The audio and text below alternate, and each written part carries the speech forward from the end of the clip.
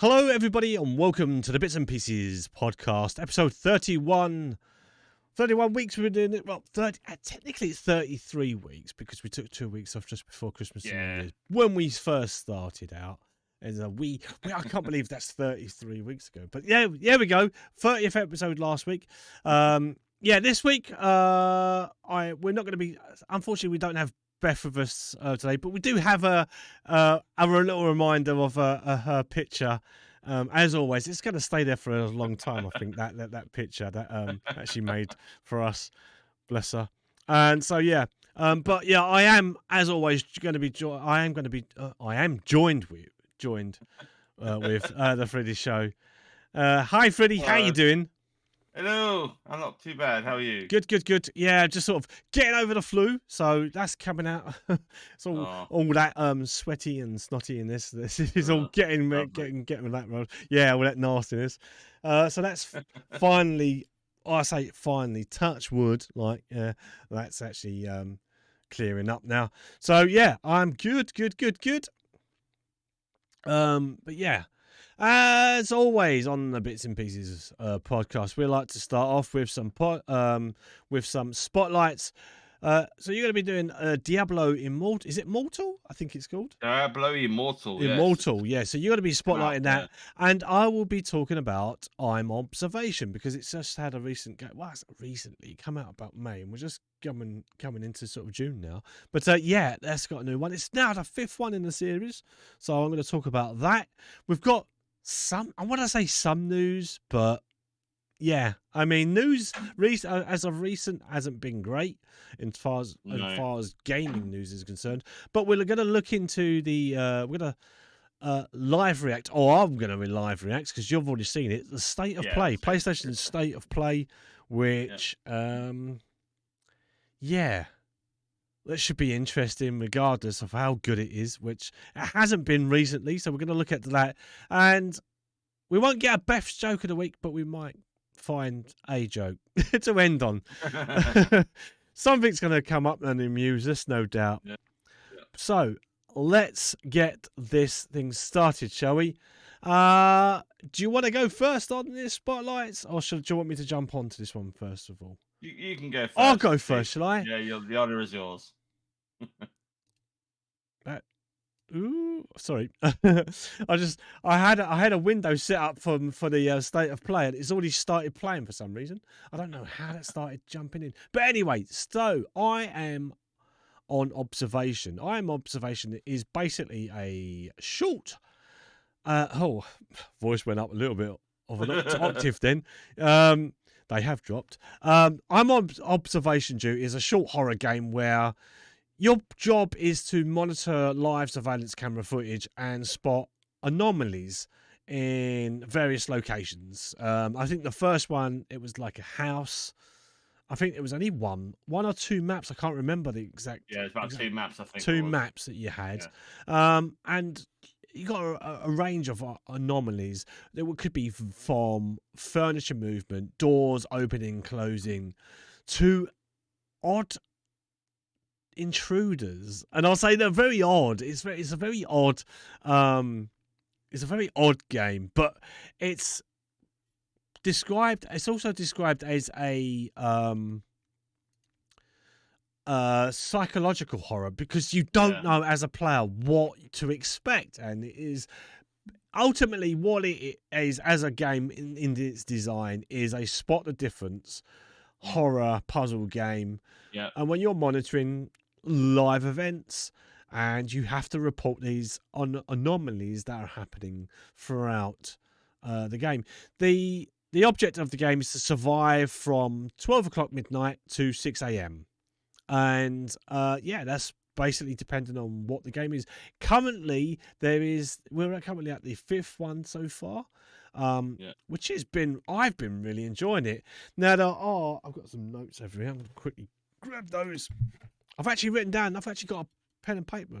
I think it's probably the first time I've ever done it since we've done the podcast. But anyway, So the first one came out in 2018. The second one came out in March 2020. The third one came out in November 2020, and that was more of a VR. I think they decided to do a VR version for some reason. They changed it as a VR. You could walk around, and you had to be holding a mobile phone to take pictures and send those kind of evidences off.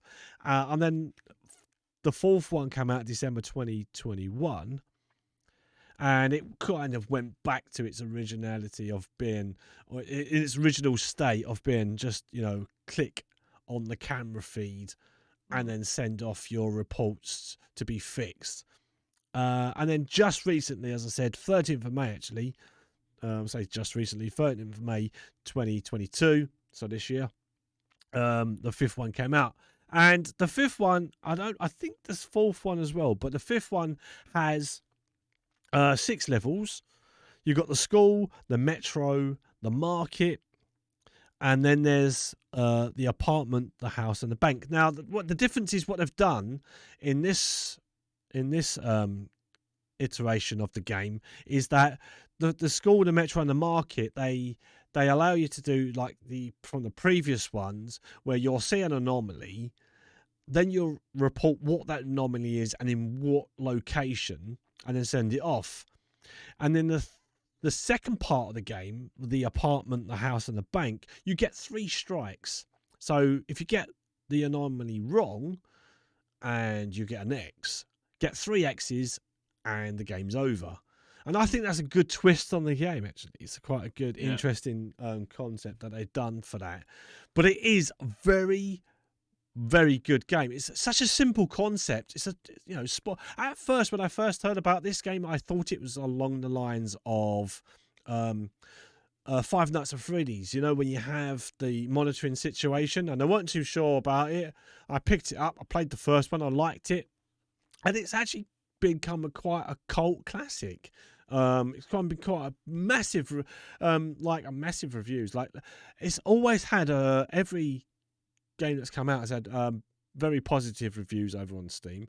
I think it is only PC. I say that. I'm not sure if there's a mobile version of this. Oh, it could easily be a mobile version. It's one of those sort of games. Yeah, I think it might be on iOS. I think iOS. Sure. Yeah, I think you are right actually saying that. I think iOS is definitely more likely to be on that than Android. I think, but I'm not sure 100%. No, maybe okay. Not at all. Maybe just PC. No, I'm sure I had actually seen.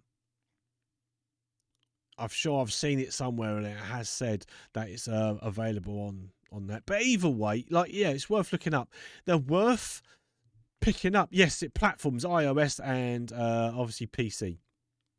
Oh, that's right. iOS, yeah. Okay. So this, I think it's been the same developer and publisher actually. Notovia, I think it's called. They're called.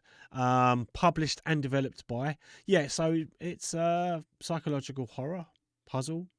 They're really good games. I get a lot of viewerships from playing these, and I never realised how popular they were. But they are increasingly popular. I think that, like I said, they become a bit of a cult classic. A lot of people are playing them. I think a lot of the big YouTubers. A lot of Twitch streamers are playing them. More, the more I picked them up, the more I realised that it's not just me. I thought maybe I was just lucky picking up a game, but they are incredibly popular, as I said, and I've been enjoying it quite immensely. They are incredibly jump scary. Isn't like some of the stuff that I've seen happen in these. There's certain recurring roles, like there's a thin man in a couple of them, and he seems to be in there. There's a rather large man as well in one of them that I've been playing. It's very weird sort of scenarios where there could just be there is nudity, but it's more sort of like back nudity, sort of. You'll see the naked bottoms. That's basically what you'll see. There's nothing in this that is actually too grotesque in any way. There's nothing graphic, is what I meant to say. Yeah. So the game contains it is scary monsters and some corpses, but it's not graphic, it's not violent or gore. It does contain, like I said, mild nudity, but nothing graphic in that sense. So yeah. So number 5, it is the biggest observation game yet, and it's got, like I said, it's got 6 unique levels. Gameplay is very familiar to those who have played the previous ones, and it's obviously part of a big Spot the Difference series. There's not much I can add to that, apart from the fact that there's just the locations have been really good. It's a lot different. It's not that much different from the previous ones. But yeah, some of them, like I said, you just got to try and survive. And I really enjoyed them, and I hope that many other people can pick this up as well. Currently, it's £7.19, but I think the first one's like £1 something. Like for £1, like you might as well you'll get a taste of what the game's like. You might as well, I would definitely say pick it up. And really, if you don't find it appealing, yeah, you probably could get a refund. But I mean, a refund for £1, really? Like I would, get it's not too difficult of a game to sort of get into, but it's occasionally. I think the first one was more colour, or the second one was colour, and then they went into a black and white, so it made it a little bit more difficult with the black and white, because you don't always spot things straight away. But I've really enjoyed it. I've really been playing, like I've been keeping up on the franchise now since I first started this maybe a few months ago. So I never knew about the first one until like a couple of months ago, and then I was like, oh okay, I'll just started collecting them, and then I got 4, and the next thing I know, there's 5 came out. So yeah, they're really good. For I think they do bundles on Steam. You can probably you can get the first 2 and 3. You can get 2 and 3 for like £3.30. I mean, complete the collection. They're saying to complete my collection, so that's like 20. Wait for sale. I mean, yeah, I'm sure there's always going to be a sale available. I'm not sure if CD Keys does it as well, because that's usually cheap. But I mean, this is cheap enough anyway for Steam games, and it's such a simple concept.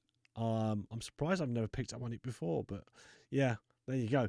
I'm Observation Duty 5. It's out now. I would give it a go if you like those sort of clicky sort of things. Yeah, great games to play. Great time savers. I mean, I've sunk in probably 5 hours in each game, so it's collectively it's like 25 hours really that I've put into each game. So you can easily get carried away, and even if you fail it a couple of times, there's that replayability of trying to better your score every time. So you've always got that. And like I said, they're getting bigger and better each time they come out with a new game. And this one's got 6 levels, and I think previously they've only been up to like 3, 4, 5. So yeah, they're always improving on it. And if it ain't broke, don't try and fix it. They're not fixed too much of it, which is what I like as well. They're keeping it the same. They're not changing too much. No. With the only difference, tried something different, and they didn't like it. The third one. Yeah. That was the only exception to the rule, was that they did the VR version. Tried it. Didn't work, so they went back to the old chalkboard and went, let's go back to that again. The one thing I will say about this game, Steve, is the sound design. The sound design. It's some stuff that happens. It really does creep you out.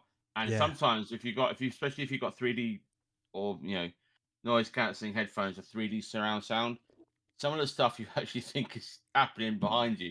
You're like, what? There's someone knock on the wall. Someone just knock on the door. Someone just knock on the window. What was that? Yeah, it proper plays in your brain because it's all realistic sound effects for the most part. I will mention that the one thing one of the mechanics it skips over was the pictures that change. Oh yeah. One of the anomalies. They changed the freaky ass pictures, man. Especially with the females and they always have these pretty women like on these pictures, right? You think, that catches your eye. So when it changes to something horrific, you're like, Jesus. It proper weirds you out. It's also like shadow men will appear in the corners, or in front of the camera, or hiding under the table. They won't be obvious places.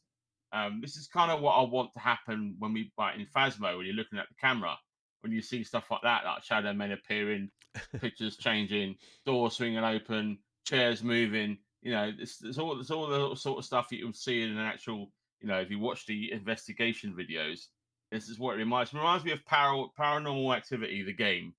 That's kind of what it reminds me of. But instead of you like Yes. walking around the Yeah. house, you're sitting there in a voyeur view, clicking buttons, going, "Can you go and fix this?" It's not it's pretty decent. The fifth one's good, but my favorite is the fourth one. The fourth one is a good look. But the fourth one just seems to have better picture scares for me, and Yeah. the monster scares are they're both good. They're both equally good. But 4 and 5 are the best of the series um, so far. And he seems to be pumping these games out every 6 to 8 months Oh with yeah. constant Yeah. improvements, graphical improvements, and bug fixes and new ideas. Um, and new stuff. So it's definitely going to be continuing for some time. And people love these games. So they're very simple. You can get your communities involved. You know, you can have a big shindig on if you're streaming it or playing it on. You can get loads of people get involved. And it's stuff that gets pointed out is that some stuff you don't even notice. So it's quite clever how some of it's subtle and some Yeah. of it's very changing. Like I just noticed that and when you think, oh, there's nothing happening, the screen is being stretched. Yeah. So that is That. actually an anomaly. Now I Yeah. think Yeah. that I thought that was a camera effect at first, but no, that's an anomaly. Anomaly. Yeah.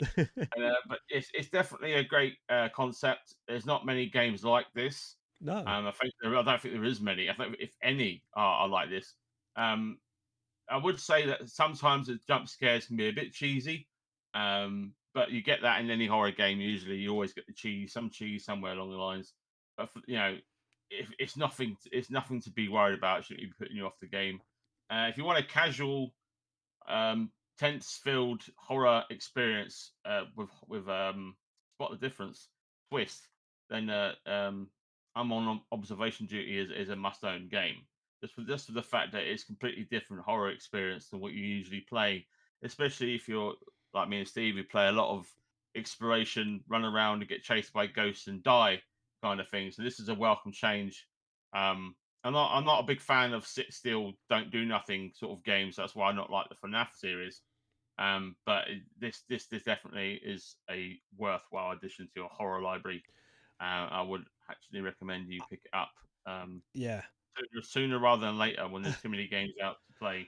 I will. I will add. It's just been reminded actually.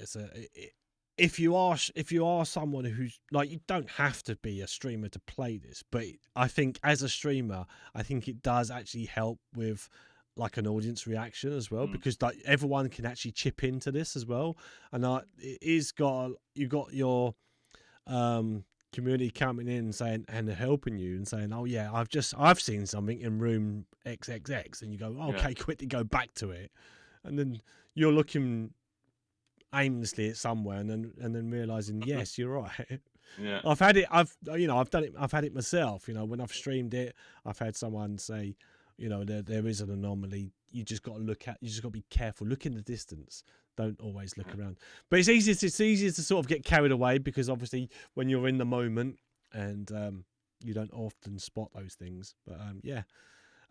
So I think it makes a good streaming game, but you don't necessarily need to be a streamer to play it. No, of course not. So but yeah, it's a good way to get everyone involved. Yeah, there's not much else we can add to that. It's a No. great little game, and it's like for the price that you pay, it's less than £8. You could probably buy the whole series for maybe a tenner, really collectively. Yeah. So yeah, I would say go out, give it a go, buy one of them. Just be careful, just maybe not number 3. Yeah. Unless you've got a VR Unless headset. you got a VR, it was the only one that sort of moved away from its original concept. But yeah, there you go. That's my spotlight of this week. Thank you all. Right. So moving on. I would actually suggest we do the state of play reaction and then I'll do my spotlight because then that leads into the stuff we're going to talk about. All right. Okay. So, Yeah. so I think that makes more sense than me because it'll lead into and then we might not get to it. So I'd like to hear your reaction on this. So we're going to watch if you missed it, you're going to watch it live along with us. Yeah. Unfortunately, of those listening on Spotify, maybe this section might be cut out, but this is our live reaction to State of Play, which aired at midnight on the 2nd of June. And we're going to press play in 3 seconds. That 3-second countdown. All right, so shall we count down? 3, 2, 1, play. And we probably will talk over this because of copyright potentials and stuff. Yeah, I mean, I've not. We shouldn't get copyrighted because Well, it shouldn't do. Last time we did State of Play, I got a copyright hit with the music. YouTube. If any music plays, just mute it. Like any sort of poppy music. So this came out on the 24th.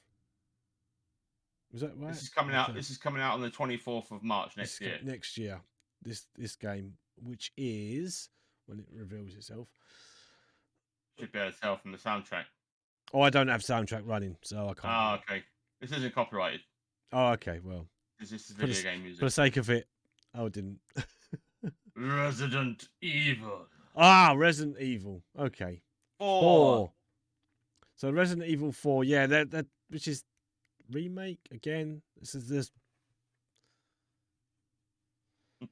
obviously from Capcom.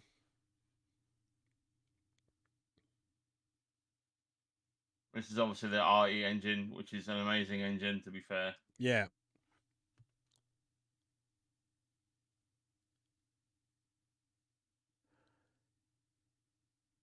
I don't know if this is a PlayStation exclusive. It'd be a bit of a steal if it is. See, I can't remember number 4 that well. I think I completed it. I know it quite well. I may have actually done 5 and skipped 4. Was 5 the one that's set in Africa? Yeah, 5's the one in Africa. Yeah. So then I skipped 4 originally. Yeah. So if it's available on PlayStation, that'd be good. That'd be great for them. Yep. Resident Evil 4. I have a feeling we might have a case where you play as both of them, like in the second one, rather than having to escort her. That might be unique, because then that would bring the real horror. Like, you can't attack; you have to survive. That would be an interesting mechanic. Mm-hmm. Doesn't say exclusive to PlayStation. However, PlayStation VR2 content also in development. So there's going to be a new VR system coming for the PS5. So we might end up having to pick that up at some point in the future, depending on how much it is.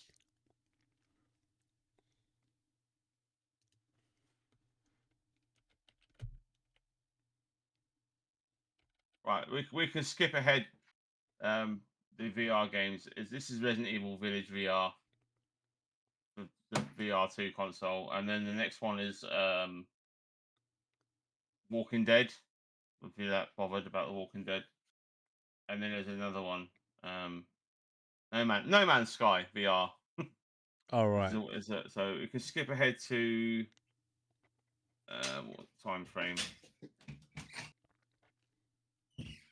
We could also skip the Horizon DLC, unless you want to watch the Horizon DLC. The Horizon VR as well. Horizon's got a VR mode. Oh, right. For a VR game. And then it goes on about the latest update. Then there we go. If you skip to 9 minutes and 30 seconds, and then carry on from there, let me know when you're at that point. Yeah. Right. Right. So we'll play from there. All right. So this is coming to PC. And this will bring out an interesting talking point in a little bit. Well, I knew about this bit. I know about this bit because I've read about it. Of course, it is Spider-Man. Spider-Man, yeah. Spider-Man. Which obviously come out on the PlayStation 4. Yeah. Which I actually played. Enjoyed it. Like, yeah, I completed it. Yeah, loved it. with many 100% others. it. Yeah. I didn't platinum it. I'm about 15% off platinum in it. Very, very good game.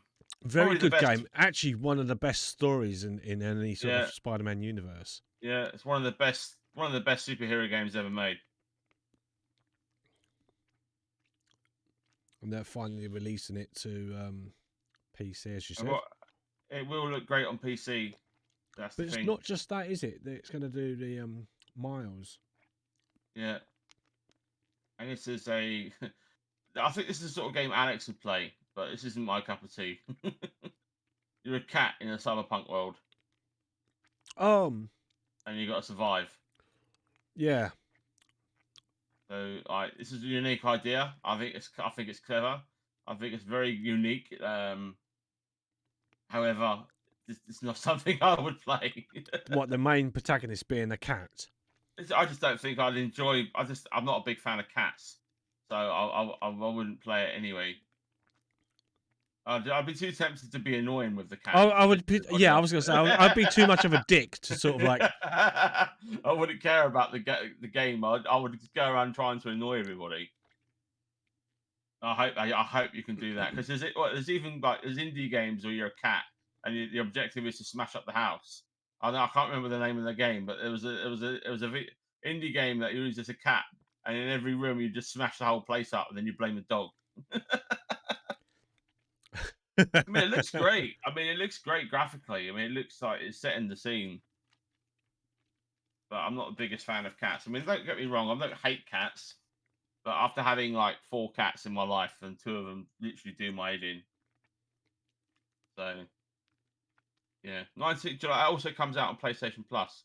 Yeah. Free. So you get it on PlayStation Plus Okay. Cool. on launch. PlayStation Plus, Premium Extra, then Deluxe Extra. Oh, let me stand corrected. PlayStation Plus extra members can download it.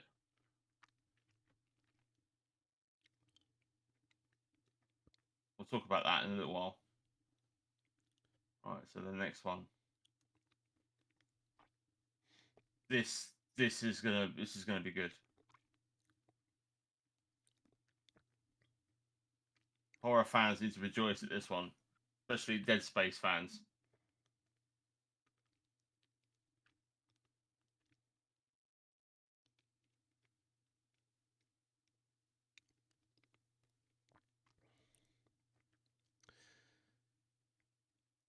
Yeah. It is very sort of This is heavily inspired by Dead Space. Dead Space. Yeah. I was going to say that's very much Dead Space, isn't it? But this was announced before they announced the Dead Space remake. This has been in development for about 5 years, 6 years.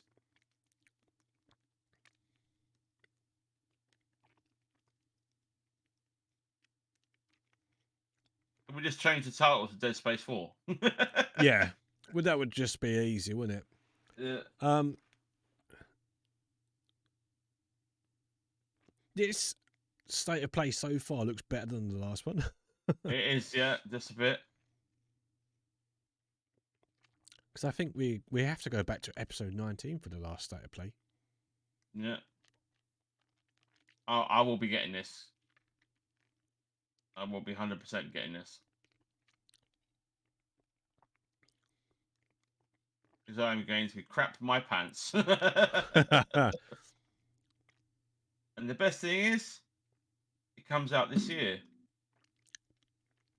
So December 2nd, 2022. Yeah. Hopefully it don't get delayed, but yeah, I'm looking forward to that. Callisto Protocol.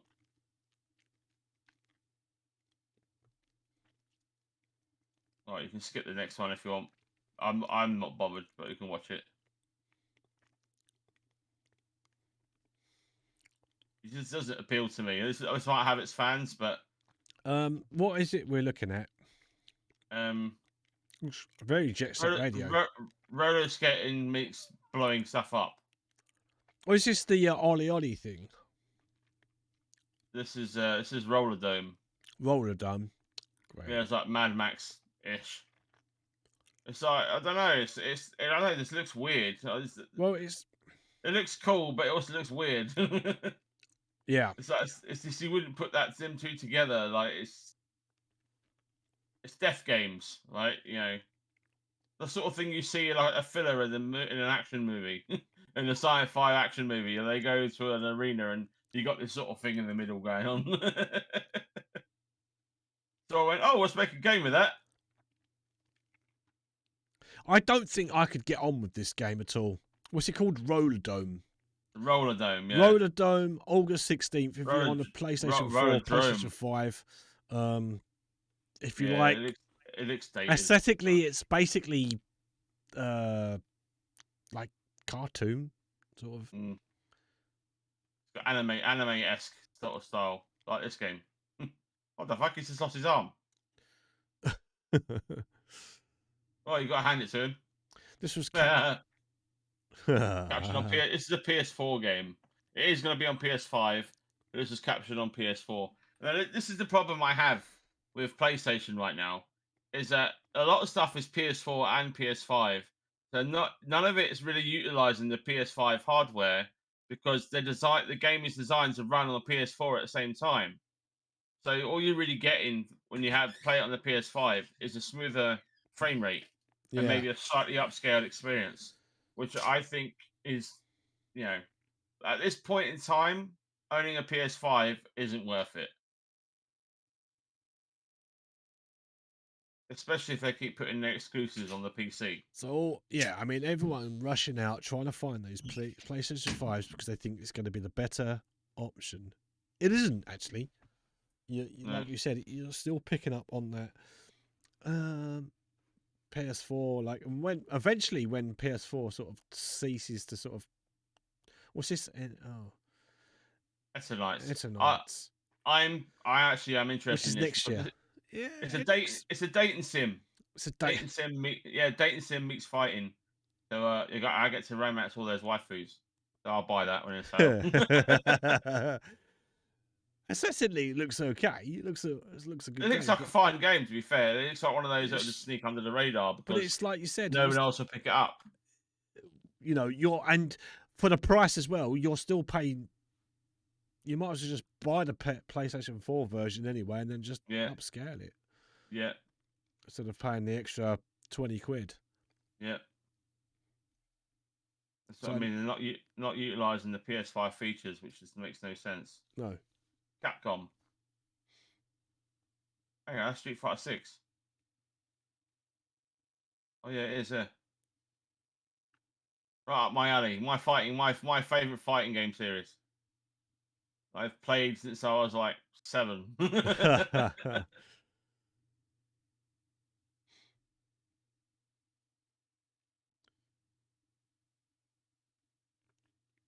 Yeah. Big shot of like Tokyo and stuff like that. Typical sort of setup for a fighting game, you know. Yeah. Oh, there's an open world. It's an open world. It's more, yeah. And you can fight. That's cool. And then she's got very big hands. Her hands look massive. I don't like a girl with big hands. Oh yeah. Get this thick boy, Ryu. Suddenly he's hot though. I like how they've actually made it look older in this game. So I'm guessing the time frame is in the modern day now, rather than it being in the past all the time. I'm guessing by the aesthetic, it is in the modern day. Yeah.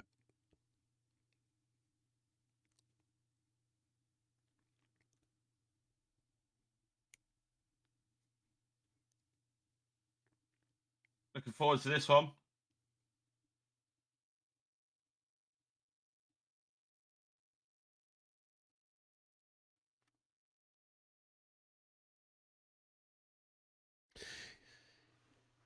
Not a great. Play... Sorry, go on. I really should play Street Fighter 5 more often. I would happily watch people play this, but I personally won't play this. It's just not for me. It's just, you know, I can watch people play it, and I mean I'll rage quit just getting out of the tutorial. Yeah, it's you know, Street Fighter with an element of open worldness to it this time. I'm looking forward to it. At least it's significantly different, and it's a leap forward in the series rather than just the same old arcade mode. Which comes out next year. Yeah, probably early next year. I wouldn't think it would be a late release. Capcom usually release their games between March and June.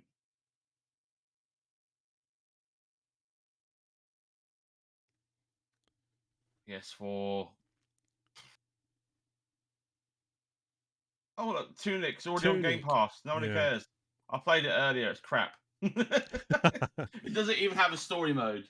There's not even any. All the text is gibberish, and it's just like a Zelda knockoff.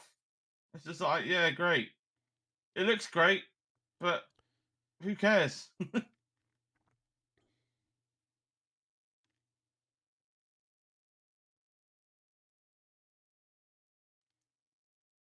It's that sort of 2.5D.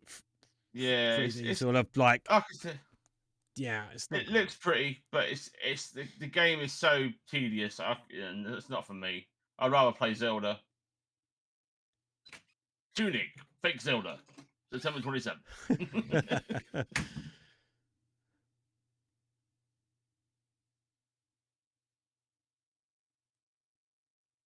And this game is a massive sleep, skip, snooze fest. So you usually drive around like pretty landscapes, and you sample sound effects and take pictures of stuff, and you sit around talking to people. So I have no idea what this game's supposed to be. A walking simulator. It's just with a walking story? sim, yeah. Yeah. Walking talk, greeting the cow. Hi cow, how you doing? Here, let me shove this microphone up your ass. No. Here's my mate passed out after a binge. So you go around recording conversations. Yeah, and sound effects and stuff. I have no idea why. Are you like a sound artist? You're trying to pick up. I don't know. Making it up as we're going along, really. What the fuck's happened to her hair there? Oh. No, I skipped past this because I was like, yeah, it's just then you just sleep. I can't see how the story can be captivating enough to. I mean, yeah, it looks pretty. You know, it looks aesthetically, great, yeah, it's. But if you want to be amazed by graphics and world design, there's so many other better games out there that actually has an actual story. Letter to the future. A letter to go to sleep to. And then we're followed by that is not going to sell well at all. Who's going to buy that? I need you up. Final Fantasy 16. Final Fantasy 16's now been lined up whilst we wait for the. Final Fantasy. It's basically Final Fantasy 8 on steroids. It reminds me so much of Final Fantasy 8. This game.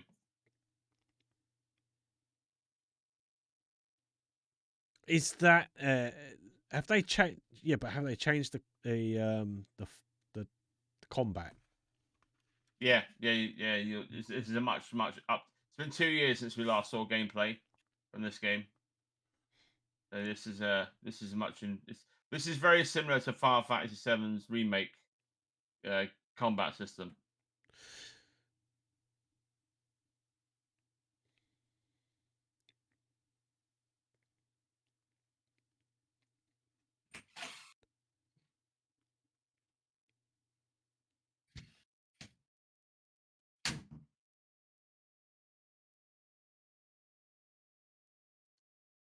Probably watched this trailer in 4K. To be honest, it's very blurry. On a 4K trailer, rather.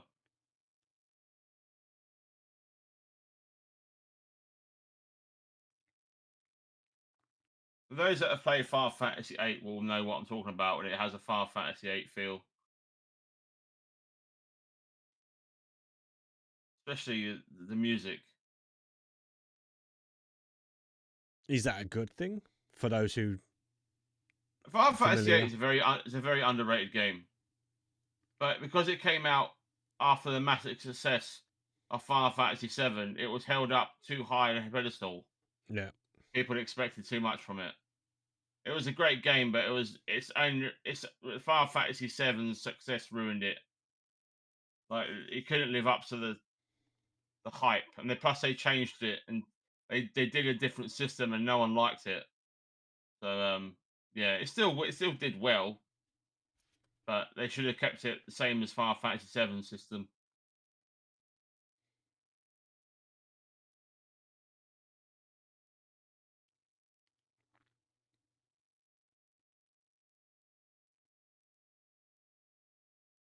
I mean, I completed it, but I never went back to it.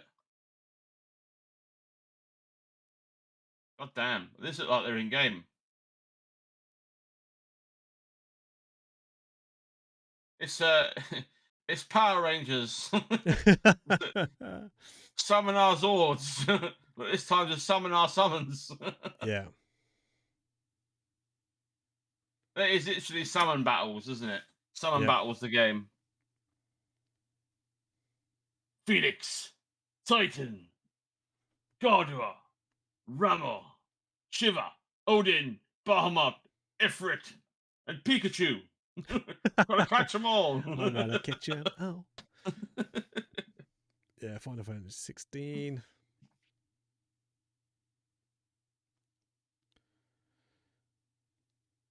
Try to fate. Are we playing Final Fantasy 14? Summer of 2023.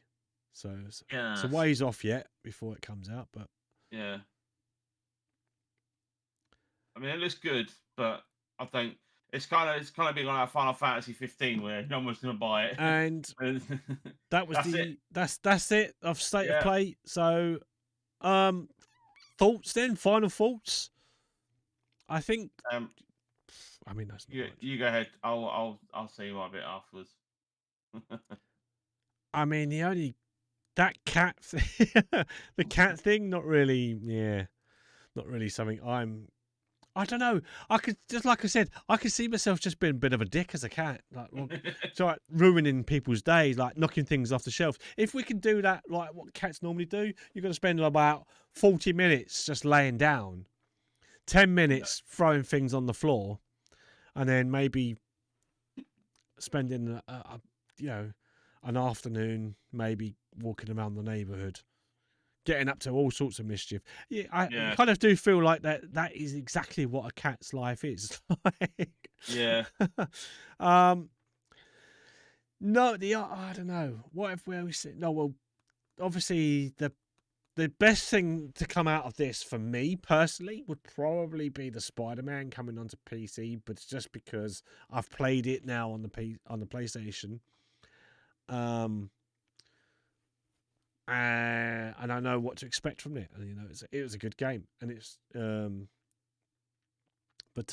yeah, I do still have a PlayStation 4, but I've got it's all packed up, and I don't go back to it unless it's worth my while.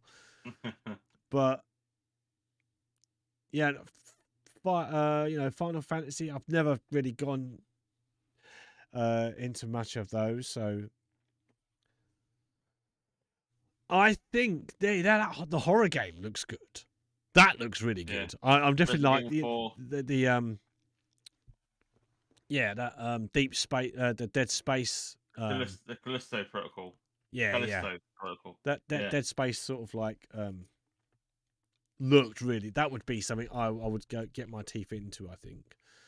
Then it falls into my sort of niche, doesn't it? So of playing horror games. So yeah, that looks good. Otherwise, meh. Not really much I can add to those, but those are the two things that I would look forward to. Yeah. There's a couple of things. There's a couple of games on there that I like. The Callisto Protocol, Resident Evil 4. Yeah. Street Fighter 6, and Final Fantasy 16. But I'm still on the fence about Final Fantasy 16 because it looks too similar to, like, combat wise. It looks too similar to Final Fantasy 7 remake. Um, and if it's like just a summon simulator where you fight as the summons, as cool as that is, I would find that really boring. It's, unless it's some sort of gigantic spectacle that's over quickly. But I can imagine you have to level up your summon, and you have to go and grind stuff for summon, and get stuff for your equipment for your summon and shit like that. That would annoy me greatly because it would just overtake the story, and you wouldn't really care. It'd be like skipping through the story just so you can get to the next bit. You can grind stuff. It looks good. I mean, I'm hopeful it's good, but it's doing itself a disservice coming out where supposedly Final Fantasy 7 Remake Part 2 is coming out next year. So it needs to come out. It's bad for PlayStation because they all need to come out this year. Really, Yeah. they needed to come out this year. I mean, Ragnarok still might not. Ragnarok, I don't think is coming out this year. I don't know what other massive titles are coming out off the top of my head, but I don't think there's anything major apart from that Forspoken or Forsaken or whatever it's called. The one where you got the other lady and you got magical powers, and it's like an open world like thing. I can't remember what it's called. Forspoken, I think it's called. Yeah. That's coming out in October. I think that's the only major release on the PS5, like the original title. I don't think there's much else. And then now you've got the Callisto Protocol at the end of the year, scraping in just before 2023. It's not a good time to be a PlayStation owner. And one thing that annoyed me greatly was, although I love Spider-Man, it is one of my favorite games. Yeah. But to be on PC makes no sense to me. No. It's like you've got limited games on your PlayStation, so why would you then put them on PC? And this annoys a lot of PlayStation fans as well because it invalidates your own console. Your own exclusive license means nothing if you're just going to put it on PC, which is essentially Xbox and Windows. That you're literally giving your exclusives to your competition. It makes no sense. It really doesn't make any sense. I don't understand that. I know that, because those that have a PlayStation have a PC. Oh, well, then the PC market can play it. I get that angle. I get why they would want to do that from a business point of view. But again, also the other side to that is from a business point of view. Why would you want to give your the games that people want to buy your consoles for just to be on PC a couple of years later? So that it's like, well, there's no point me having a PS5 or PS4 if a couple of years down the line they're going to be on PC anyway. Yeah. It's pointless having one. It's like, yeah, okay, you get to own them here and now, and you get to play them when they're released. But the amount of games we have backlogged, and the amount of games that we have that we buy on sale, and all the other stuff that we get for free, like all the stuff we get for free on all of the browsers that we have, and we get at least like 15 games free a month. There's no way we can keep up with all these games to keep up with. So you're not going to be bothered.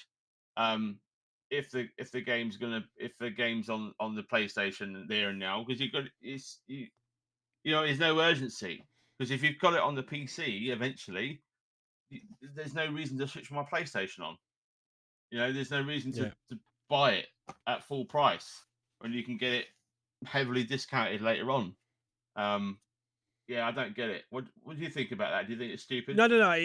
I totally agree. Like, there's no point in having that exclusivity towards a certain console, regardless of whether it's it is like in this case it is PlayStation, but whether it's on PlayStation or Xbox, it doesn't matter.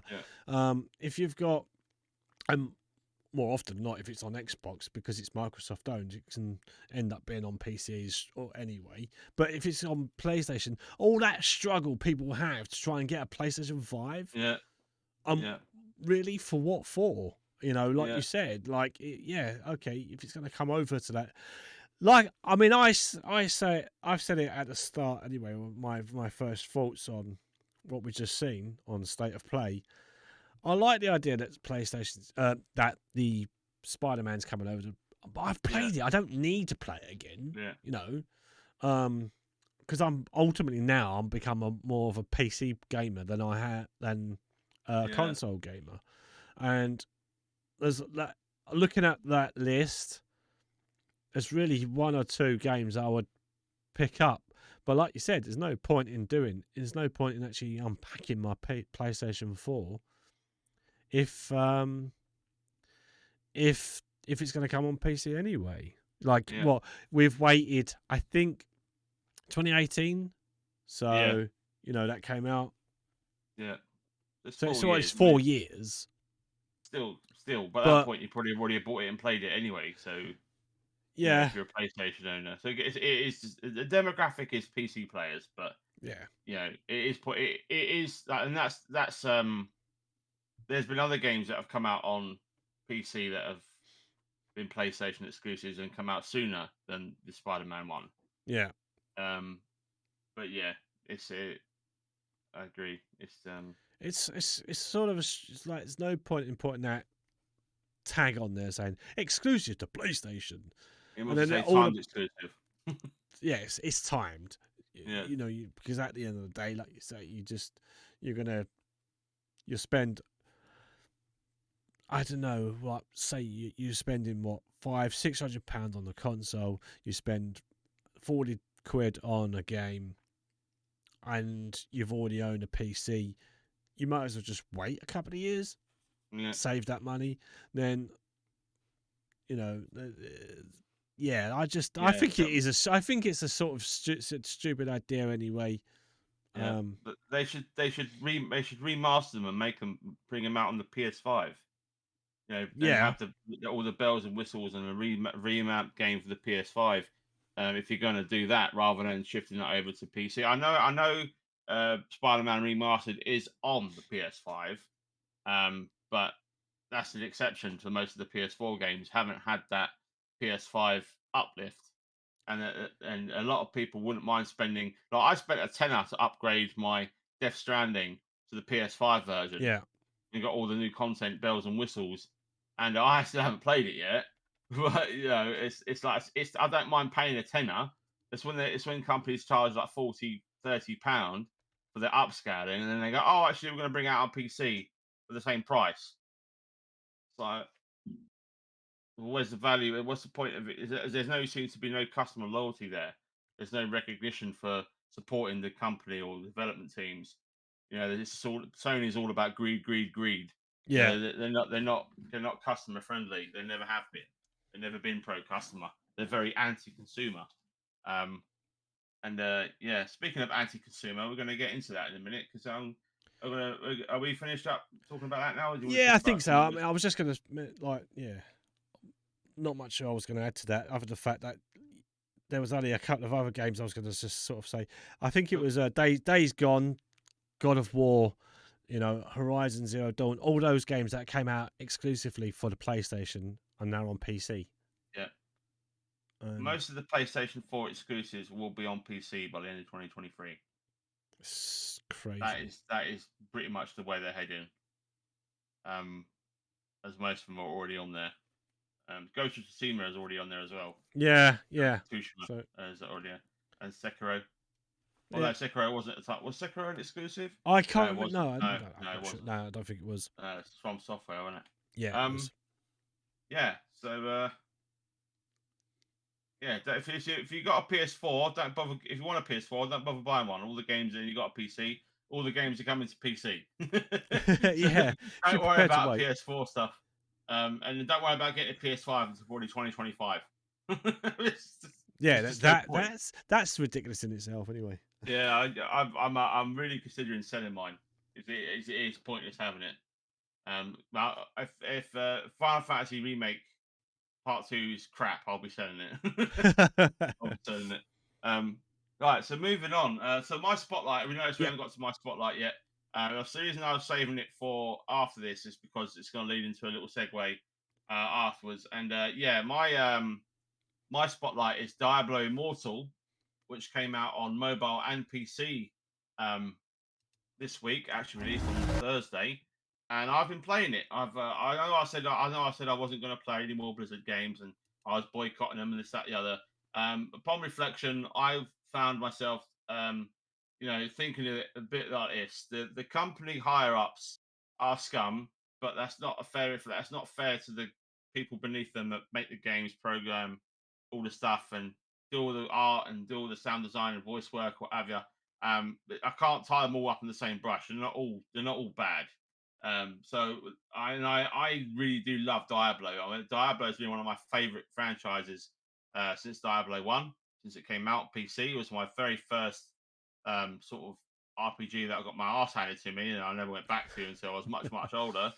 So I has a very special place in my sort of not heart, but in my memory as a game that really did kick my ass, and I was always wanted to go back to it, and it gave me that hook that doesn't you don't really get with a lot of other games. The must hunt for more better gear, and that's satisfying when you get the drop and you get the gear you want, and it's euphoria if you like. It's a bit crap in between that when you don't get what you want, but for the most part, it is quite alluring, that allure that must hunt for the better gear Yeah. and get and improve your character, which is the most games are like that. And Diablo Immortal plays like an MMO.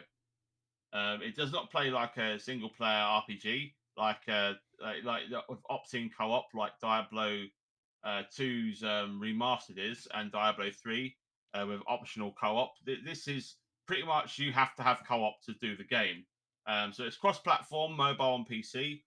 Um, PC version is in open beta right now, so it's not fully optimized. I've had a few crashes, but fundamentally plays so much better than on phone. But I have played it on phone as well, and the phone runs fine.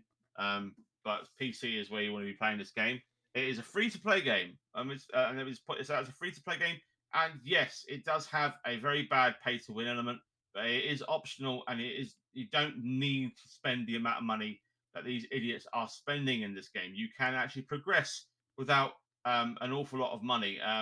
I've bought the game. I bought the pass, the pass for it. It was £4.50 for the pass for the month. I mean, that to me is reasonably priced. I mean, most games that I play on the mobile or free to play, you look at the passing, it's like £40, £30. You know, get this big titted anime lady for £30. You're like, no, you know, it's vindictive of some of the games I played, but you know, most of them are all anime waifu games. But these the value is that I wouldn't spend 40 quid on these games. I spend the most I spend on mobile games a month. I think about £20 in total, and that's between a lot of games. About 10 or 12. I know it's bad, but I put money into the ones I play a lot of, spend a lot of time on rather pay a lot of play a lot. Diablo Immortal has gripped me as a exceptionally good combat. It's responsive. It's visceral. You can feel the weight of your attacks. Sound design is good. It is fully voice acted, which is something that I found quite surprising, considering that most mobile games aren't voice acted. The Blizzard came out. The dev team came out and said the dev team size for this game is the same size as Diablo 4. So the team itself is massive. The game is they're basically it's their first like proper mobile game, combat game that they're basically launching it in. They launched it in China. They launched it worldwide. You know, it's got all over the place. So it's got all the bells and whistles for the pay to win mechanics, which I'll get into in a little bit. But you don't have to spend money on this game. I spent a fiver because I've wanted to, because it's actually good value. To be fair, we've got the stuff you get given from progressing, leveling up. You get tons of cosmetics, and you get tons of items and useful stuff. You get a login bonus that they give you legendary gem tokens, hunts, and they give you legendaries for logging in over a period of 7 days, and that refreshes every 7 days with different rewards for nothing. You get events that you do for nothing. It give you various rewards and achievements, and you get there's this mechanic called resource called hilts, which you get from completing quests, dailies, bounties, and various achievements. And then you go to the hilt trader, and then you can trade it for a piece of legendary gear, or you can get, which is much needed, the legendary gem token, which you put in the rift. You remember rifts from Diablo? We used to do that. You do the rifts. You get given these tokens. You get rare tokens and legendary tokens. You get rare tokens for logging in every day. You also get them as quest rewards, rewards from the battle pass, or the battle pass thing it has. and you can get the most drops in rare dungeons. My character's level 38 right now. I'm about 9 hours into the game. I've the dungeons are amazing. The dungeons are probably my favorite part of this game. The boss fights are entertaining, although it's a bit easy at normal difficulty. I have nearly died a couple of times because I forgot to move out the crap on the floor. But it's very much reminiscent of WoW, where you can see where the enemy is going to attack. A big red circle appears on the floor, or a cone, or a line, and you just got to move out of the way. There's no roll, there's no dodge button, which is a bit annoying. It just takes it's a little bit jarring. You can play with a controller um, on the PC, which leads me to believe it might be on the consoles in the future because of how it plays. And the graphics are good. It is a bit buggy. Graphically, it's a bit buggy. I had to turn some settings down to get a smoother frame rate. I had a couple of crashes to desktop. I had a couple of sound problems where the NPCs don't talk. But for the most part, most of the stuff is cosmetic. They had a couple of early offers, like 89p, you get a legendary gem, a legendary item, and some cosmetics. And for like £2, I bought that, and then I bought the battle pass, so I spent about £6.50 in total on this game. So if you think about it, it's like basically like a little subscription, £4.50 a month, and you get access to all the stuff you can unlock in the battle pass. They do give you quite a lot of stuff for it. And you got some pre-registration awards. You get some axes and equipment. It looks pretty decent, to be fair. But mechanics wise, it's the same as all the other Diablos. You run around, you kill stuff, you do your quests, you speak to NPCs, you unlock teleport locations, you teleport to and from base to base. The salvaging thing is a bit annoying because you have to go back to a blacksmith and salvage stuff all the time. And with the salvage resources, you use that to upgrade slots. You don't upgrade gear; you upgrade gear slots. So for instance, like I've upgraded almost all my slots to nearly level 3, and that gives you a base stats relevant for your character and class. And there are 6 classes. There's barbarian, there's hunter, there's monk, there's necromancer, there's wizard, and there's one more I've completely forgotten about. Hunter, barbarian, paladin, crusader, right. So yeah, so there's 6, and there's going to be more classes in the way. There's rumored to be a druid class, an Amazonian class coming, like old school Diablo. The gameplay is how the game plays. I reckon it's going to be very mirrored in Diablo 4 of how the game works. Because we already know Diablo 4 is going to have microtransactions, but then as far as I'm aware, that's all going to be cosmetic only. We're not going to have this where you have to. We're going to get into it where you have to pay for the legendary gems to drop if you want to progress extremely quickly. Now, as always, with free-to-play games, there is a massive grind, and Diablo is a massive grind anyway.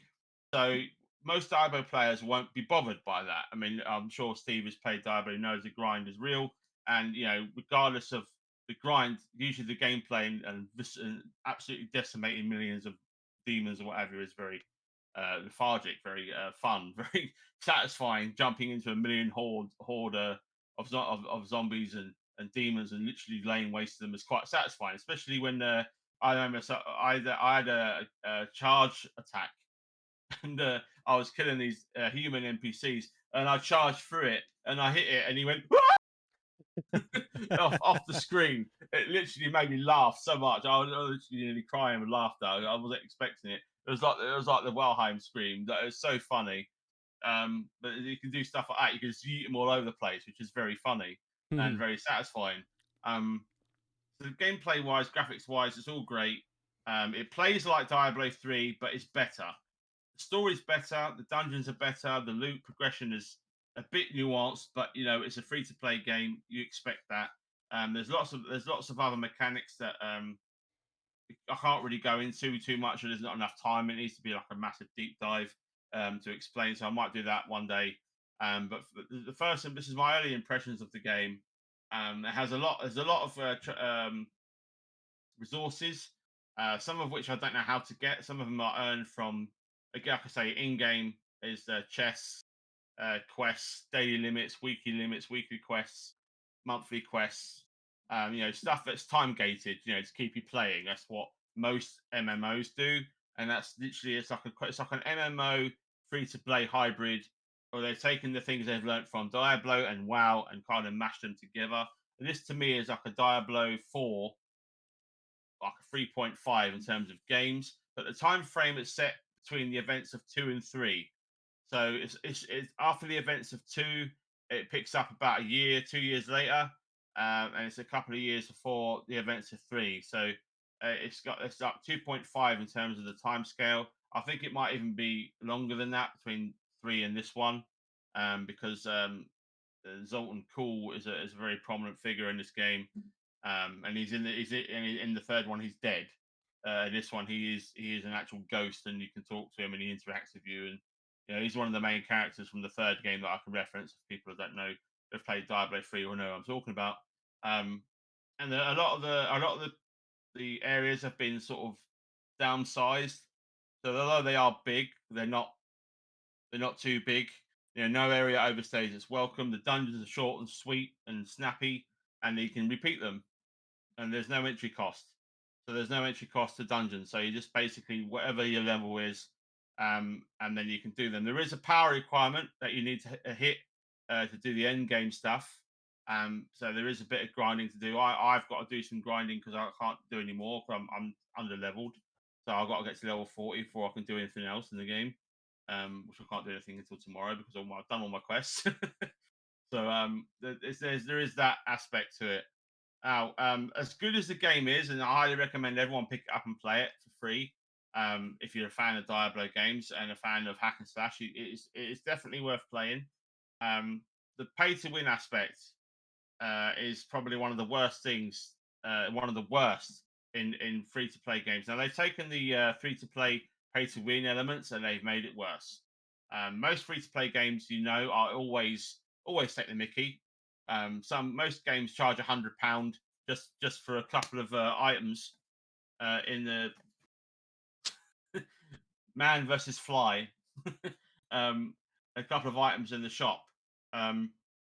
So there is that. There's one dude went out of his way today, works out a price to pay his way to max out every gem, every item of gear, every single thing in the game, because gems are not easy to come by, and neither legendary gems are even harder to get. He spent 110,000 euros. Now, this isn't what somebody normally would do, right? A normal player would not do that. Only those rich and foolhardy who have more money than sense. I mean, that is a ridiculous amount of money to spend on a bloody mobile game, and I don't think it's allowed. It should be allowed, and that's why it's banned in Netherlands and Belgium, because it's extortionate. Like it's not on. You're basically buying a loot box system, which gives you a legendary gems, which you then exchange for legendary tokens to get a guaranteed legendary gem from the rifts that you do. Now, the reason why you have to farm legendary gems is because you need legendary gems to upgrade each one to level 10. Now, from 1 to 10 requires a significant amount of gem dust. How do you get gem dust? Well, you have to sacrifice legendary gems. Now, for instance, to get level 10 in one gem, you need about 500 gem dust. And per legendary gem, you get about 4 gem dust. Level 1 gem dust, you get four dust. So you can imagine that buying, you got to run the rift, you got to buy the tokens, run the rift, get a group together so it gets done quicker, and you constantly spam. So it's not something that somebody average Joe would do, or even a hardcore player would do. These people that are doing this is just to see, how much could I spend to see what I get out of it. The worst thing is that at level 10, every gem gives you a 300% boost in whatever stat or effect it has on that particular gem or armor set. 300%. And that increases your damage and your health. So whatever it is, say for instance, you've got a helmet that has 1,000 HP and gives you 15 damage and gives you like 5% crit chance on hit, right, or something similar, right? That all those attributes will be buffed by 300% of the legendary gem on top of whatever the legendary gem effect is. So you can have one that shoots out lightning, increases attack speed by 0.1% for every hit, stacking it, maxing out at 20%. That sort of effect. So if you've played Diablo 3, you'll know what I'm talking about. The gems are very much reminiscent after the sort of those sort of things, but they're better. The gems are better than Diablo 3. They're much more useful. There's no useless gems. They're all applicable to builds because it has a build helper as well. So when you click on it, it goes recommended build, and it'll tell you what you should get and what you should have, and it will constantly remind you that you're not very good against the other players. So there's a little thing that says your rank against other players. It will say poor, fair, or good, in whatever aspect you have. So like equipment, level, gem rating, and it will tell you that you're crap basically. You're poor, you're fair, you're good. Your upgrade status, pair, four, or good. Right. So it constantly puts that element of peer pressure on you, or at least it tries to. Right. I just laugh it off. I'm like, my rating somehow my rating is all was all very good, apart from my PvP rating, which is poor. So I'm like, well, I don't really care really. PvP, I don't give a monkeys. And my gear rating is poor. My upgrade rating is very good because I've managed because I've spent a little bit of money. I've got a lot of legendary gems, so I've got 6 level 2 legendary gems. The reason I have this is because you can craft them. You can craft the legendary gems, and you get the resources from doing the dungeons and the dailies and the weeklies. But that takes time, and obviously you can only craft about 2 or 3 gems a week. So it's as opposed to you could just spend 50 quid, get a bunch of tokens, and then get about 50 gems and lots of runs. So the pay to win element versus progression, if you put the money in, it is extortionate, it is ridiculous, and it is unfair. But it's a pay to win game. It doesn't make it okay. Far from it. I don't think it should be in the game. I think it should be limited. I think there should be limited purchases, so people can't have an advantage, but they don't have an advantage to the point where they can one shot you, or they literally go there. Or if you're in a group with these people, and they go around and kill everything, and you're literally just following them around. Wow, boosting anybody? It reminds me of that sort of just follow people around, and it's like back in the day, you used to follow a Death Knight around in the dungeon, and the Death Knights used to kill everything because they were just so OP. And you'd follow them around, and they not only did they self heal, they killed everything. By the time you actually got to attack anything, or mages in the AOE, everything's dead. Well, what's the point of even showing up? You might as well just stand at the entrance, twiddling your thumbs. We done yet? That's the sort of thing it's going to be. It's what it's going to lead to. It's going to lead to a lot of divide between the whales and the regular paid players. And the whales won't give a shit though, because to them money means nothing. I mean, if they're going to spend 110 grand on a mobile game, then there's something wrong with you. To be honest, it's not necessary. Look at me. Look what see what I did there. I got my nice shiny unlimited card, and look at I'm the best in the game. Ha ha ha. It's just bragging rights, and it's stupid bragging rights at that. But I think it detracts from a great game. The game is very enjoyable. The gameplay is good. The skill system's good. The leveling up system is satisfying. The combat is satisfying. I mean, I thought this game was going to be absolute dog shit. I honestly thought it was going to be one of the worst games I've ever played. Given how bad Blizzard have been in their reputation with some of their games. And don't you have mobile phones? yeah, I do, but I'm playing on PC. If they had announced it was going to be on PC development when they announced this game, they would have not got anywhere near the volume of stick they got, and they certainly wouldn't have come out with "Don't you have mobile phones?" It's a sad day that this microtransaction undermines a really good game, in my opinion. I'm going to be playing it regardless of all that. Let the higher ups and the governments and all that ban or figure out the microtransactions. The average Joe and the average player isn't going to give a monkeys about any of that. You're looking at like maybe 1%, 5% of the fan base or player base are going to give a monkeys about this pay to win element, and it is getting blown out of proportion. I mean, it is bad, but you just the more attention you give it, the more people are going to pay into it, the more people are going to take notice of it, the more people are going to be like, oh, let's find out how much we can pay. It's going to be loads of that, happening. And then that doesn't make it okay. The fact that you're moaning about it and then you're going off and saying, well, how much can I spend to get far in the game? You literally just you double standards. What's the word I'm looking for there? There's a word that describes that. Hypocrite. Yeah, you're a hypocrite. There's no reason. There's no reason to support these practices. Again, give them a tenner, give them a fiver. That helps your account. You don't need to spend any more on that. Because you can spend the 15 quid on the game on the battle pass and you get an extra 20 levels.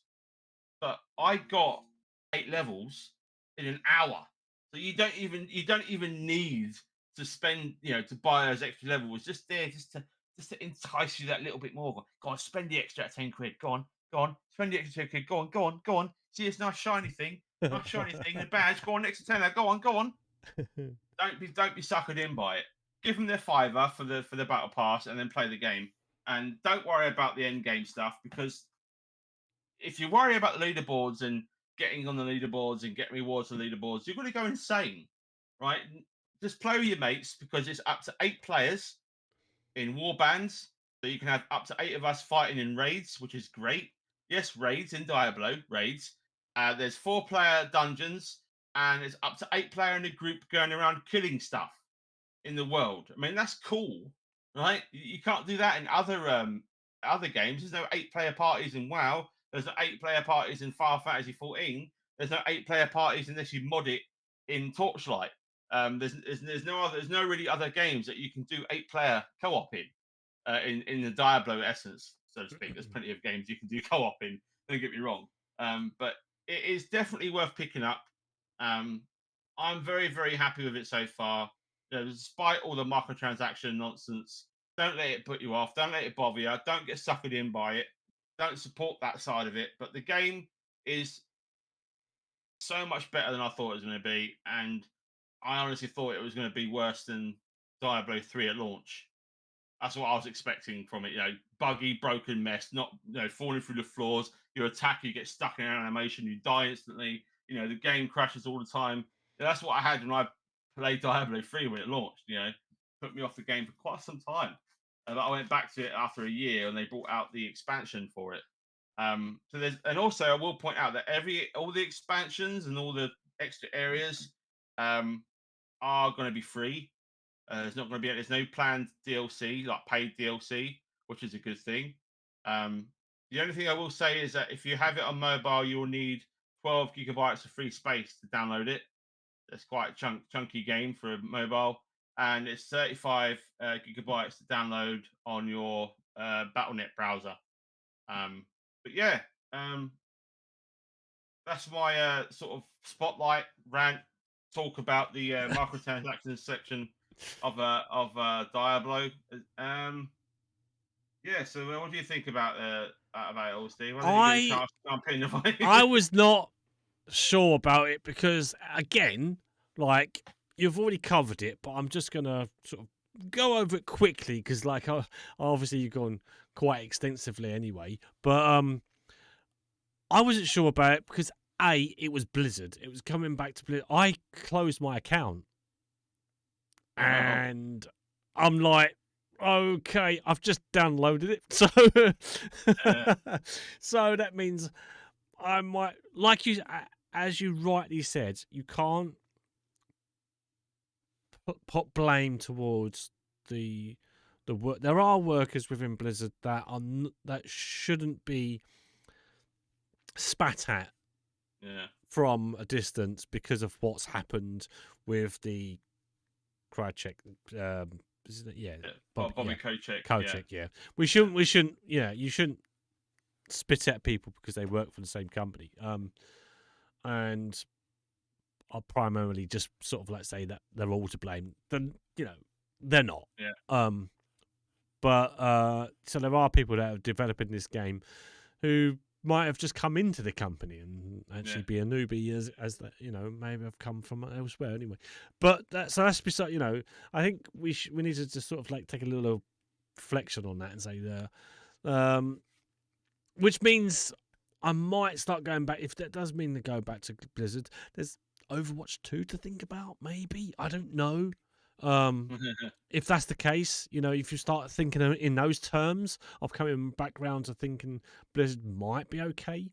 I don't want to go down their whole library of games anyway. I don't want to go back to any of those. But this game, I might. Like I said, I have actually downloaded it whilst we were talking. Whilst you were sort of talking about this, I have actually. It's on my download now. It's probably should be done because it's not mobile. So yeah, I'm doing it on PC. So yeah, I'm gonna give it a go in the next couple of days when I get a chance, because I'm still kind of behind on my V Rising as well. So there's that as well. I want to be careful I don't get too many sort of RPG games. And like you said, with this, it's one of those. It's a free to play, but you don't have to fall into that trap of spending money on this game. Right. If you want to spend money on it, fine. That's up to you. I'm not going to tell people like you. I know I'm not sort of taking over your spotlight, but like, we never tell people how to spend their money, but we do try to coach them in a direction and say, be careful on this or that. So yeah, we do try to give a bit of consumer advice now and again. And yeah, that being one of them. Microtransactions, not good. But if you feel you need to increase your character, then fine. just be wary of how much. Yes, sorry. Just be patient. Just be patient. Exactly. You don't need to spend them. No, money. Exactly. You don't need to spend it. Just be patient. I must point out that you still get legendary drops as usual, as normal. Yeah. All right. So you're not unlocking anything. It's just the gems. It's just the gems that you would do at end game rifts. You know the rifts that require money and the keys, the special fragments we had to farm in Diablo 3. That's basically what you have to buy in Immortal. But you do get them as free drops, and you get them as quests. You only get like one or two. That's what I'm saying. You only get 2 or 3 a week. So if you wanted to speed up the progression, as a Diablo 3 player, it does sort of appeal to me. Yeah, it does. I'm not going to lie and say it doesn't. Yes, it does. I wouldn't have downloaded it otherwise, and I think that's sort of, fishing rod out. I've been ruled in. Yeah. It plays so much better than Diablo 3 though. Yeah, that's the thing. It seems it does. Look at that gameplay. Sorry, sort of talk over you, but yeah, looking over the gameplay of it, I can see that it does anyway. So it does look. Yeah, so we'll see how we get on with this one actually. But I'm looking forward to it. Actually, I'm looking more so than I was before when we had sort of like, crapping on Blizzard for what they had done. But I think we're seeing a bit of reconciliation of it will come about that they will get rid of the crap and Bobby Kotick's is on thin ice. Getting into all that side of things. The company will change. Yes, exactly. The board of directors want him gone. Yeah, the board of directors do want change. They want to get rid of the rot. They've come out and said as much. We covered it. The damage has been done. They're looking to change their ways, get rid of the crappy people, and get some new people in. They're also trying to get Microsoft investors in. Bought it in principle, but the government are sort of blocking it at the moment with their own investigation, primarily because of Bobby Kotick and his dodgy deals, which is why he's done some shady stuff, which is why they're being investigated. I don't know any more than that, and that's about as much as I read from the Washington Post. So, the company did some bad stuff. Like any company, EA have also been equally as bad. I'm not going to give them a pass. I'm definitely going to keep a watchful eye on them. But like I said earlier, to tarnish them all under the same brush because the hierarchy is a bunch of idiots. is a bit unfair. I mean, I can say Overwatch 2. At the moment, there's no point buying Overwatch 2 no, there isn't. because it's the same as Overwatch 1. Yeah. It is No, exactly the same. I was It's just like merely 70% of the game is the same. no, I was just merely sort of like coming, making the point of that. Yeah, If but we're I'm just going, saying that if we start going back into Blizzard, there is that my option of picking up those games eventually. my, Eventually, maybe. yeah, my son has the beta or alpha. Alpha, yeah. He's playing in Overwatch 2, and he said as he's played Overwatch religiously. He's got like 1,000 hours in it. Yeah. And he's like plays it all the time competitively, and he's like he said, look, he said there's no point buying Overwatch 2. He said the mechanic wise, it's exactly the same. He said there's a couple of new things, a couple of quality of life changes. He said, but most of the thing is a new skin. A new skin over the game, so it's it's better graphics, and there's a couple of different things that they've done, but there's nothing major. Nothing major in it. No revelation, no intuition, no cool stuff. It's pretty much more of the same. As like with Diablo Immortal, at least you can say there is some different stuff here, especially in the dungeons. It isn't just run into a room and beat something up and then leave. there's more stuff to it. And there's one particular boss where you fight this giant skeleton who comes out of this crypt. You got to attack him, beat him up, avoid his stuff, and then just before he dies, a couple of arms come through the other side of the screen, grab him, and put him back through the other into the back room, and then you see him all wrapped up as a cocoon, and there's a great big massive spider you got to beat up, and then in order to get to the spider, you got to take his legs out, and then you can smack him. So I thought that was quite a cool mechanic, actually. Yeah. So I thought that's what the way the whole fight works. I thought I was like, wow, this is awesome. Like, why couldn't they have done this in Diablo 3? So it's kind of like they've learnt some of the things, and some of the things they've learnt from WoW as well. You can definitely see, the inspiration there. I'm not going to keep going on about it, but it's definitely worth considering if you haven't played Diablo before. It's a very streamlined experience, as well as you're not bogged down by loads of what do I pick, etc. Like you pick one ability and you've got 6 sub abilities to pick from. There's none of that. It's literally it's literally like, I think it's about 20 to 30 skills, and now you can mix and match from that for each class. So there's none of this like 60 skills, 6 sub skills for each one. So you're like, what do I pick? Which one? Then you have to look up builds and stuff. The game tells you what to build in the game, which I think is quite handy. It gives you suggestions based on the gear you have. Yeah. It's quite cool. You haven't got to go off and look it up on another website, come out the game, so to speak. But anyway, I'll shut up. And so it's definitely worth considering, but don't buy Overwatch 2. Also, on the subject of Blizzard, Warcraft 3 Reforged is getting a complete overhaul. It's getting redone, rebuilt. So there's going to be an announcement in a month's time where they're going to be announcing the new look and basically fixed game that they completely broken when they released that, and destroyed the old game. So they've been very stum for about a year. I've not had any information on it, and as I am a Warcraft 3 veteran, that was the first RTS game I really got sunk my teeth into. I put off getting Reforged because of all the negativity surrounding Blizzard at the time. But the fact that they're coming out and saying they're going to be like, it's going to be a brand new game, basically. Yeah. I might look into getting that at some point in the future, because there isn't many RTS games out anymore that are worth playing. Age of Empires, that game is so long-winded that you got to build an infrastructure before you even build an army. I was by the time I've built my infrastructure, I've turned it off. I'm bored, Yeah. It's one of those games that I just get my attention span as I get older isn't as much as it used to be. Want things to happen quicker, Not get me wrong, I like the old snooze game now and again, but RTS is supposed to be frantic and quick paced. StarCraft 2 is still a phenomenal RTS. even now. And how many years old is that game now?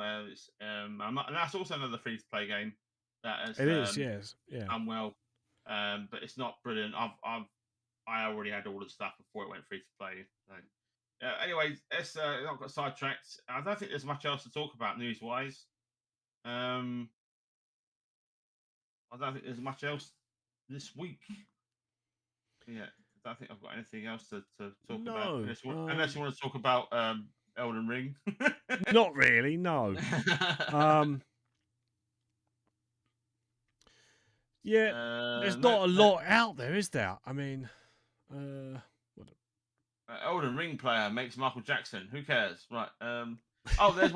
There is one thing I wanted to mention. Abandoned. There's a PS5 exclusive. Abandoned. Game, the horror Silent Hill-esque game, has had development trouble since it was announced. I did a voiceover trailer for, and I was quite happy with what I did as I redone it because I thought the trailer was awful. The game is in development hell. There's a couple of games actually in development hell right now, but that game seems to have ceased all development, and it's all gone tits up. So we don't know what's happening with that. It was supposed to schedule to come out this year, and no one knows what's going on with it now. So they're saying that they're still insisting it's in development, but basically Blue Box has literally not said anything on this game since the trailer dropped, and there's no more information on it. They were supposed to reveal like a trailer, supposed to have been a gameplay trailer for this actual state of play, but they had nothing available. So this goes to show how much the game is in disarray. Then there's Prince of Persia development hell. Okay. Yeah, I was going to read that. Oh, okay. Oh, shut up. Go on, Steve. I was just going to say, that was a bit of news that I just did spot. The Prince of Persia: The Sands of Time remake was announced in 2020 with a 2021 release date, which eventually became 2022 and then 2023. Today, Ubisoft did it again, saying that it is no longer targeting a 23 release. But the Ubisoft statement was prompted by rumours that the project has been cancelled, spurred by reports that GameStop and Amazon had stopped taking pre-orders for the game and had even delisted it from some platforms. The Sands of Time remake has obviously struggled, but the timing of the rumoured cancellation was odd. It came just a month after Ubisoft announced that the development had been moved from its studios in Pune and Mumbai to Ubisoft Montreal. Something is presumably wouldn't bother with if the game was that close to cancellation. Sure enough, Ubisoft confirmed that the Montreal studio is still working on it. We're proud of the work achieved by Ubisoft Pune and Ubisoft Mumbai, and Ubisoft Montreal will benefit from their learnings as the new team will continue to work to deliver a great remake, a rep said. As a consequence, we are no longer targeting a 23 release anymore, and the game has been delisted. So that if players wish to cancel their pre-order, they are invited to contact their retailer. They will be updated on project as development is moving along. A new release targeting has been set, but it is still possible that the Sands of Time remake could appear in 2023. The company's 2022 to 2023 fiscal year ends on March 31st in 2023. So it could miss the mark and still arrive in 2023 calendar year. The fact that it is being delisted from retailers points to a serious significant wait, though enough to make us think that the development might be starting over from scratch. So yeah, it looks like there could be they got to a point where they're just going, well, we might even start again. So if anyone's pre-ordered it, cancel it. Yeah. You're not going to get it. No. You're not getting it this time next year. No. But yeah, that was my. Well, so I just thought I'd give your voice rest, actually. My throat is actually sore. That was the only bit of news I could find. The only other gaming, what other gaming news was there? I think we'd already touched upon the Spider-Man thing anyway. Yeah. So there's no point in mentioning that because that was already tied in with the state of play. Yeah, if you've got anything else you want to add, feel free to do so. There's one thing. Yeah. The Twitch regarding Twitch. I don't know if you follow this guy. Asmongold has become the Twitch's #1 viewed streamer on the platform because of the Johnny Depp and Amber Heard trial. Yeah. He's gone up like 300% in his viewership and his watch time, and he's now replaced XQC as the #1 dude on Twitch for the time being. But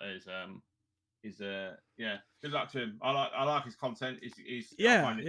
I find him fascinating, the stuff he talks about. He has some good opinions.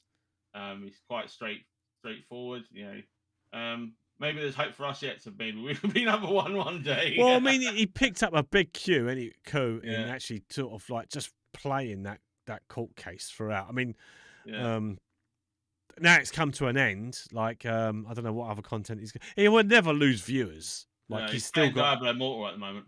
Yeah, well, I'm not surprised.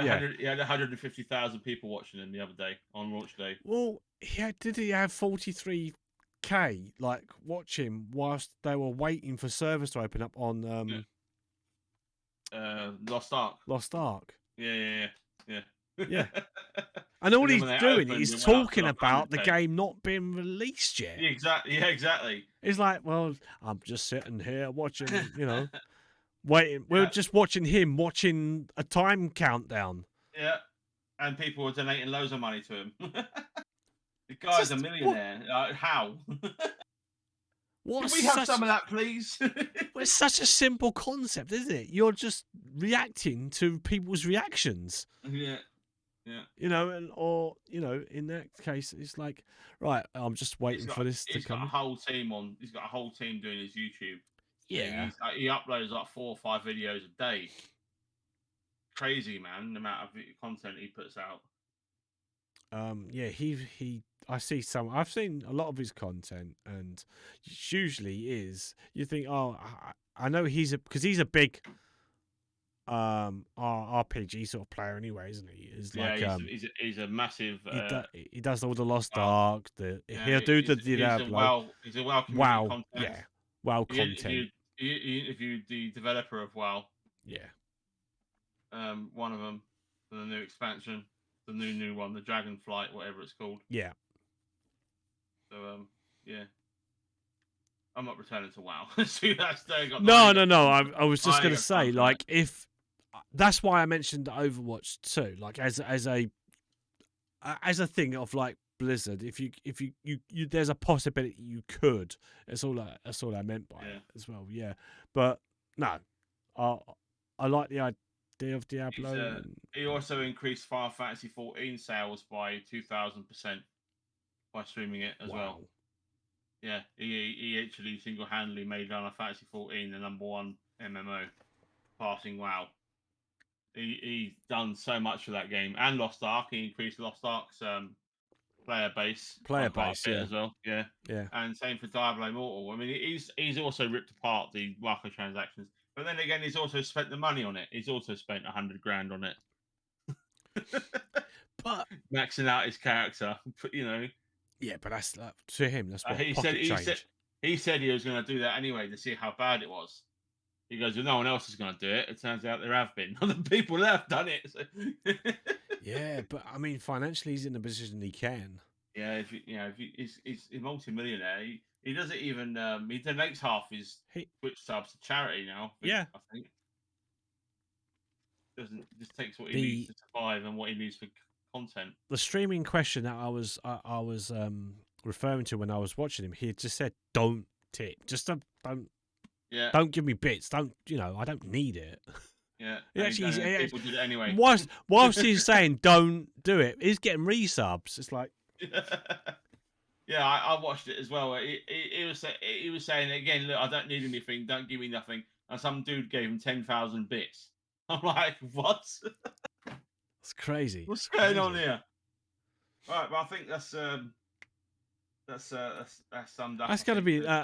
Is that us wrapping up for the week? Yeah, I've got nothing else to talk about. Really, there's not much happening this week. Well, that's it. I mean, we got a bit of a Diablo takeover there today. Yeah. Yeah, which is I'm unsponsored. Yeah. Yeah. So without Beth this week, I don't think we're gonna be able to end with a joke of the week, unless you want to throw in a joke for us this week. Should I look up a joke or a random joke generator? Should I look Okay, it up? you do that whilst I talk about the socials then. So so thanks for Freedy to joining me today. As it was just the two of us. Hopefully Beth's going to be able to join us again next week on episode 32. So if you do want to follow us, that we are on iTunes, we're on Spotify, we are also on SoundCloud, and pretty much anywhere you can find us on RSS feeds, which is what helped produce the podcast. So yeah, follow us on that. Like, share, subscribe, leave your comments, and just if you want over on iTunes, leave comments there. If you want following us on SoundCloud, yeah, just like that anywhere you can, and on Spotify as well. If you just hit the follow button on that, or is it called subscribe? I think you can subscribe on that. It doesn't cost you anything, but it does help increase that we're out there. Helps the algorithm a little bit. Yeah, it does. So that's it from us pretty much. Freddie, are you going to be streaming anytime soon? Yeah, I'm going to be streaming as much as I can. There'll probably be some random daytime streams next week. I'm going to be streaming. I need to go back to The Witcher 3, so I'm going to be streaming The Witcher 3 next Tuesday, 100%. Cool. Try and play. At least start the DLC. I haven't started yet. So it's every Tuesday, Thursday, and Friday. Next Friday is the return of Freedy cast. So there'll be another. There'll be another rant. Hopefully, my special guest is the man sitting across from me right now, Mr. Steve. Yay! Talk about all things pop culture related, movie wise, and that sort of stuff. So looking forward to that. That's gonna be a blast. And so hopefully see you there. So Saturdays, Fridays, Thursdays, Tuesdays, 9 p.m. www.twitch.tv/FreedyShow. Hope to see you there. And although she's not here this week, don't forget to also follow our other co-host, twitch.tv /PizzaBeth. You can find me, twitch.tv /FunnybitsBoi, and I will try. I keep saying it every week, but I will try and actually stream. I probably won't be streaming next Friday because I'm going to be on my good friend's TheFreedyShow's podcast, so I'll be on that. So yeah, listen out for that next week. And Saturday, of course, we'll return with episode 32 of the Bits and Pieces podcast, and then hopefully I'll try and get Sunday done. I keep saying it every week when I will try and get that done. I do try, guys. I do try. Right. But yeah, you can also find all of us over on Twitter. That's at The Freedy Show, at PizzaBeth1, at FunnybitsBoi. That's it. That's all from us this week. But before we go, I think Freddie, you got a joke for us?